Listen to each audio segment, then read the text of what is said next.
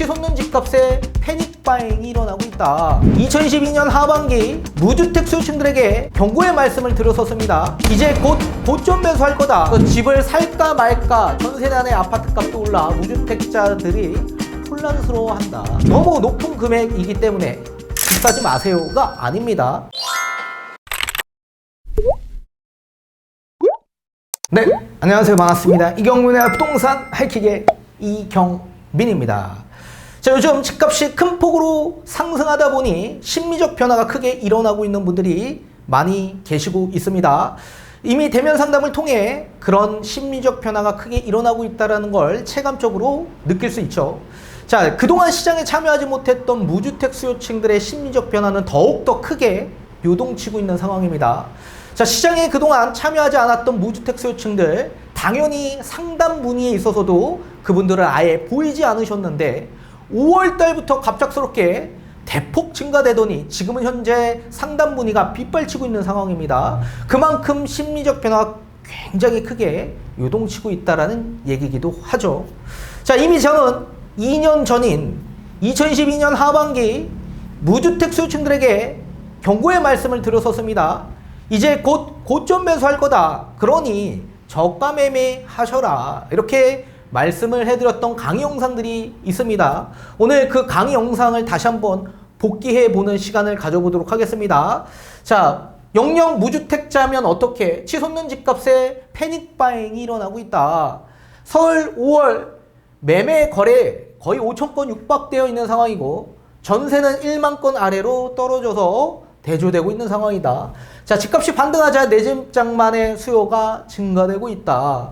그래서 갭투자 지표인 전세가율도 상승세에 있고 지방에서도 마용성 원정 투자가 계속적으로 잇따르고 있다. 이러다 보니 집값이 선도 지역에서 지속적 상승이 일어나다 보니까 거의 청고점에 근접한 금액대까지 상승하다 보니 심리적 변화는 더욱더 크게 일어날 수밖에 없겠죠.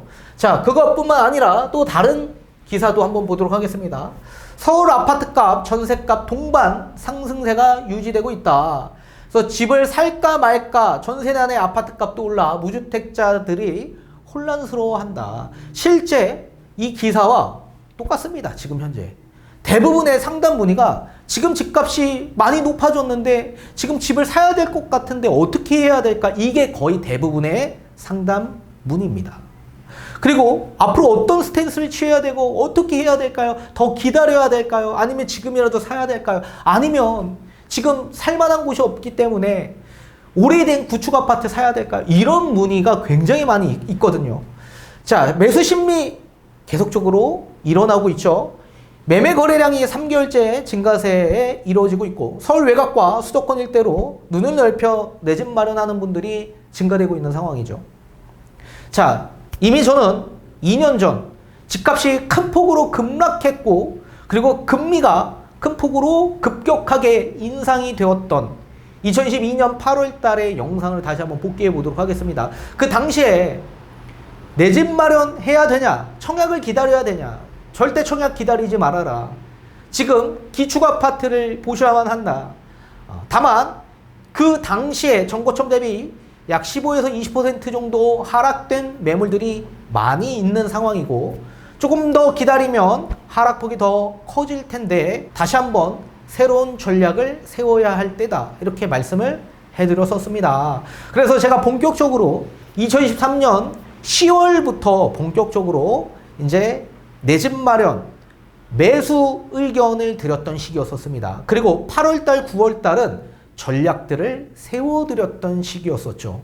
그래서 해당 아파트를 눈여겨보고 8월달, 9월달의 상담은 앞으로 하락폭이 더 커질 수 있는 아파트를 눈여겨보고 기다려보자. 그리고 10월부터 본격적으로 매수 의견을 드렸었습니다. 자, 제가 어떤 얘기를 해드렸는지 예전 2년 전 강의 영상을 한번 보도록 하겠습니다. 서울 수도권 중심부의 지역 일대에 있는 민간 분양을 보고자 하시는 분들의 수요가 훨씬 더 많을 수밖에 없을 겁니다. 다만 민간 분양에 있어서 그냥 청약에 당첨이 되는 게 아니죠. 가점제이기 때문에 가점이 높아야지만 당첨이 될 확률이 높을 수밖에 없겠지만 지금 현재 평균 당첨되는 청약 가점제로서는 거의 70점 정도 나와야 당첨이 되더라. 자, 그 정도 가점이 되지 않는 분들 같은 경우에는 택도 없는 거죠. 또 여기에 경쟁률이 심각하게 아직까지도 높은 수준에 있다. 지금도 서울의 핵심적 일대 웬만한 지역 경쟁률을 보시면 두 자릿수가 나오게 됩니다. 두 자릿수.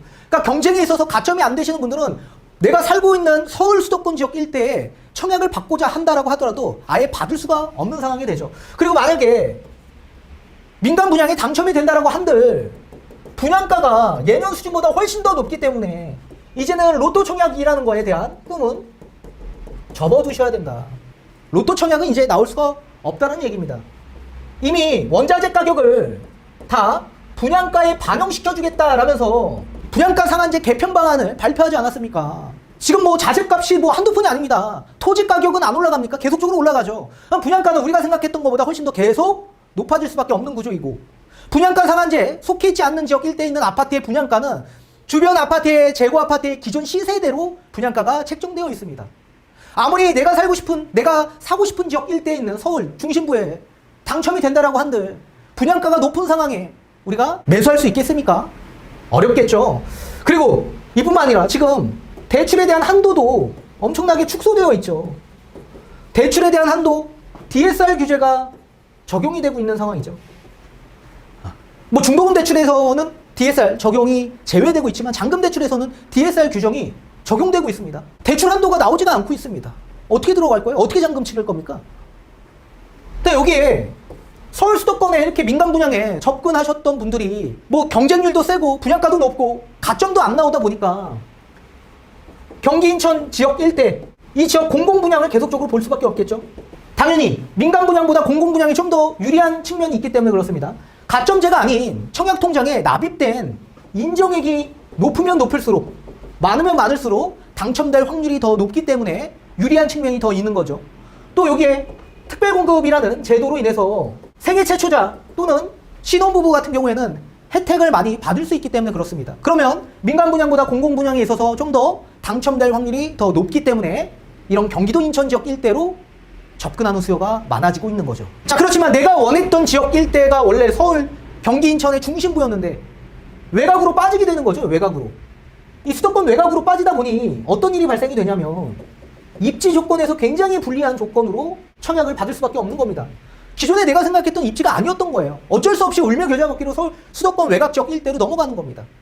그러면 원래 기존에 살았던 지역 일대에 생활 인프라가 있었는데 또는 생활 반경에서 완전히 동떨어진 지역 일대로 넘어가는 거기 때문에 생활 수준, 생활 인프라, 입지 조건 자체가 굉장히 떨어질 수밖에 없는 지역으로 볼 수밖에 없고, 직장 및 생활 반경에서 굉장히 멀어질 수밖에 없는 불리한 조건에 속해 있다라고 보셔야 됩니다. 또 여기에 지금 뭐 3기 신도시 이런 지역 일대에서는 기다림의 연속이죠. 이 기다림의 연속에서 우리가 전월세에 계속적으로 거주하는 데 있어 이 전월세 가격은 계속적으로 올라갈 겁니다. 자, 매매를 하던, 내가 전세를 가던 월세를 가던 어찌됐든 간에 그 부담은 계속적으로 지면서 기다린다라는 얘기입니다.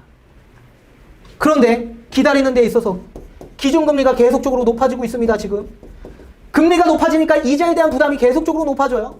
이게 지금 매매 수요자에게만 속해 있는 상황이 아니라 전세 수요층에게도 이자에 대한 부담 압박이 굉장히 높아지게 되는 거고, 당연히 월세에 대한 부담도 높아질 수밖에 없는 겁니다. 이런 상황에서 지금 당첨이 된다라고 한들 이자에 대한 압박, 부담이 있고 대출에 대한 부담이 있는 사람, 한도도 나오지 않는 분들, 어떻게 당첨된다라고 해서 이분들이 전입할 수 있을까요?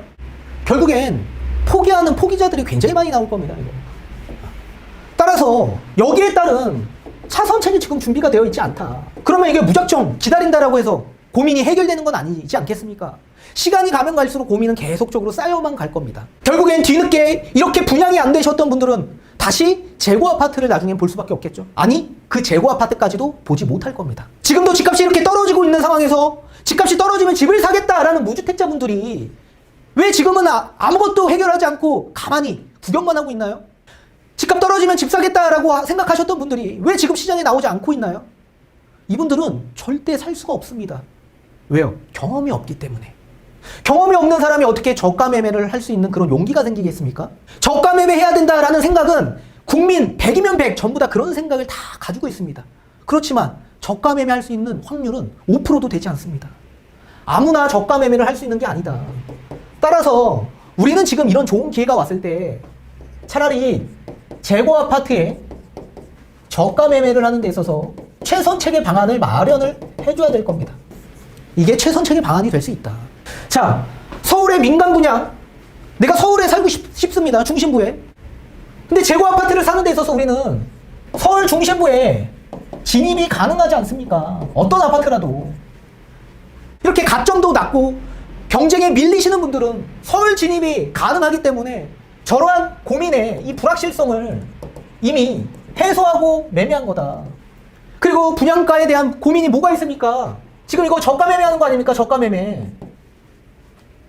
자, 지금 집값이 마이너스 15에서 마이너스 최대 뭐 20%까지 떨어진 내놓은 물건들이 많이 있습니다. 이거 저가 매매 해야죠. 이거 저가 매매. 여러분들이 원하는 그 저가 매매를 여기서 하는 겁니다. 얼마까지 집값이 떨어질 거라 생각합니까? 말도 안 되는 얘기. 하락기 때 떨어질 수 있는 구간들이 있습니다. 자, 매매 밑에 전세라는 지표가 저항선 구간으로서 매매 금액이 더 이상 못 내려오게끔 다 지탱을 하고 있기 때문에 그 지지선 역할로 인해서 절대적으로 집값이 폭락하는 수준으로 나오기가 어렵다는 얘기입니다. 자, 그렇다면 상승계의 전세가율이 보통 50% 수준이 평균치로 전세가율이 낮아지는 현상이 나오는 거고, 또 하락기 때는 전세가율이 반대로 평균치가 80%까지 올라갑니다. 따라서 상승에서 하락으로 가는 전세가율의 격차가 30% 벌어져요. 그렇다면 우리가 집값이 하락하는 데 있어서 이 하락하는 구간은 최대 많게는 30%까지도 떨어질 수 있다는 얘기입니다. 그런데 이거는 지역마다 편차가 있는 거죠. 전세가가 받쳐주고 있는 지역일 때는 어떻게 됩니까? 지금 전세가율이 50%가 아니라 60%대 그 이상 나오는 지역일 때는 어떻게 됩니까? 낙폭이 적다라는 얘기입니다. 낙폭이 적다고. 그렇다면 마이너스 15에서 20%로 떨어진 금액을 우리가 잡는다라고 한다면 하락기 때 나올 수 있는 금액을 우리가 잡을 수도 있다는 얘기 아닙니까? 그런데 이거를 매매 안 하시겠다? 지금 저가 매매가 지금 나와 있는데 할 수 있는 좋은 기회가 지금 우리한테 찾아왔는데 이거 그냥 눈 뜨고 그냥 보시겠다? 절대 요거 지금 매매 안 하면 두 번 다시 저가 매매 절대 할 수가 없습니다. 기억하십시오. 세 번째. 자, 우리는 지금 서울 중심부에 어떤 아파트건 어찌됐든 간에 우리는 직주 근접이 좋은 곳에 매매를 하는 겁니다. 생활 반경의 인프라가 기존의 서울 지역에 있었다면 이 지역 일대로 우리는 그대로 접근할 수 있습니다. 우리가 굳이 내가 알지도 못하는 저 수도권 외곽 지역 일대로 넘어갈 필요가 없다고요, 지금. 원래 여러분들의 생활 반경이 서울 중심부였다면 굳이 우리가 수도권 외곽으로 넘어갈 필요가 없이 서울 중심부에 우리가 어떤 아파트라도 직주 근접이 좋은 지역 일대, 인프라 구축이 다 완성되어 있는 그런 지역 일대, 내 친인척과 내 지인들, 내 친구들이 있는 내 고향인 서울에 우리 여기에 거주할 수 있다고요, 지금. 또 여기에 지금 기다림의 연속입니다. 전월세 가격이 폭등합니다. 어떻게 기다릴 거예요? 자, 2008년에 발표된 보금자리주택 MB정권에서 발표를 했습니다. 사전처는 2009년부터 본격적으로 시작을 했는데 약 10년 동안 입주를 못하고 있었습니다. 입주를. 10년 동안. 그리고 나서 본청약에서 입주 때까지 10년 동안 입주를 못하고 있다가 50% 이상은 다 포기하고 청약을 포기하고 계속적으로 전월세에 거주합니다. 계속적으로 전월세에 거주할 수밖에 없죠. 왜요? 청약을 기다렸는데 재고 아파트를 그때 가서 나중에 가서 사겠다? 말도 안 되죠. 청약에 포기하시는 분들은 계속 전월세에 거주할 수밖에 없다. 그러면 화폐 가치의 하락을 계속적으로 방어할 수가 없어요, 이분들은. 전월세에 계속적으로 거주하신 분들 지금 집값이 조금 조정을 보고 내려온다라고 한들 여러분들이 그분들과 자산 격차에 있어서 압도할 수 있습니까? 부동산을 한 채라도 갖고 있는 사람과 부동산을 갖고 있지 않았던 사람의 자산 격차는 엄청나게 벌어졌습니다.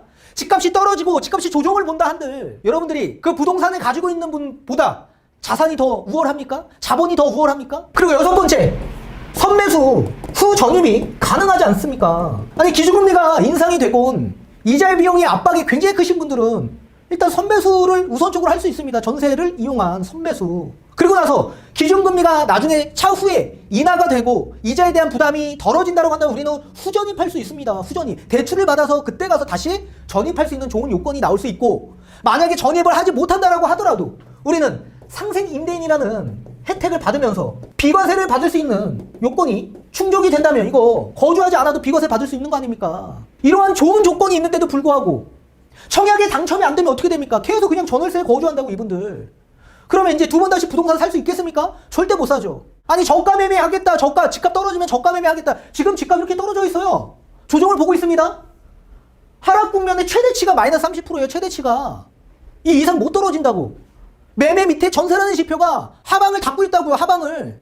더 이상 못 내려와요. 이 전세라는 지표는 신사용의 가치이기 때문에 그 밑으로 가격이 못 내려옵니다. 그렇다면 우리가 전세가율이 높은 아파트에 급매물에 저가 매매를 하게 된다면 우리는 이거 거의 하락기 때 나올 수 있는 수준의 매매 금액을 매수하는 겁니다.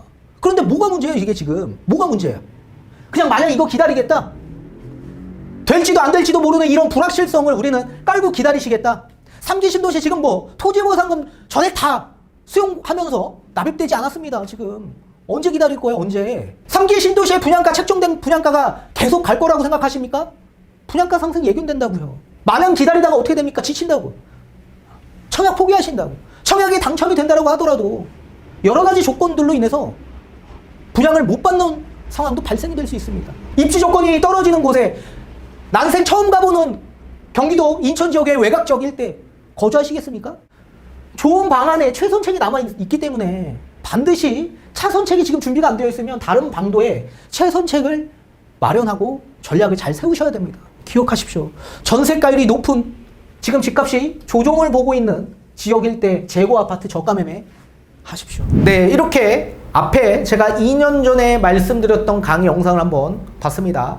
자, 그 당시 제가 여러분들에게 계속적으로 강조했던 건 앞으로 질 좋은 더 상급지 아파트 내 집 장만할 수 있는 좋은 기회들이 열려 있다. 저가 매매해야만 한다. 저가 매매.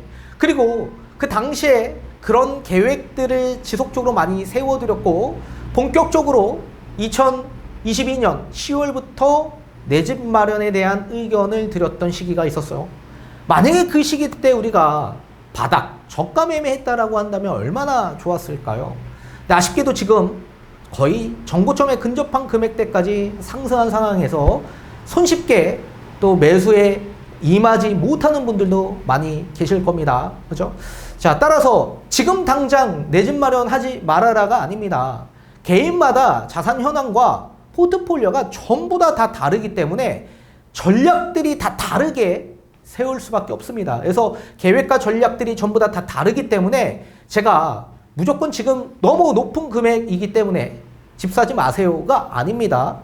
집을 사도 돼야 할 분들이 있고 또 고점에 매수해도 또 거기에 따른 전략이 있는 분들도 있습니다. 그래서 지금 사면 고점 아닙니까? 고점에 매수하셔도 된다. 다만 고점에 매수해도 될 분이 있고 그렇게 하면 안 되는 분들이 따로 있습니다.